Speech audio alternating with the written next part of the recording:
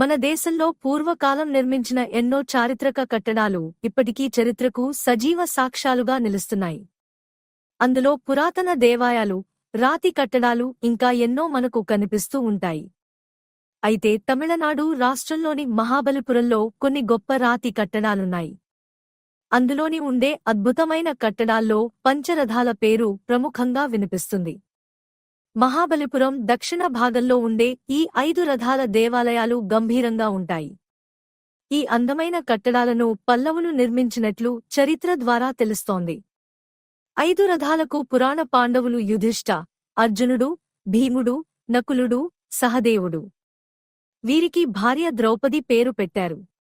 ఏనుగు, ఇంద్రుని వాహనం, సింహం, దుర్గా వాహనం, నంది, శివుడి వాహనం, విగ్రహాలు రథాలతో దర్శనమిస్తాయి.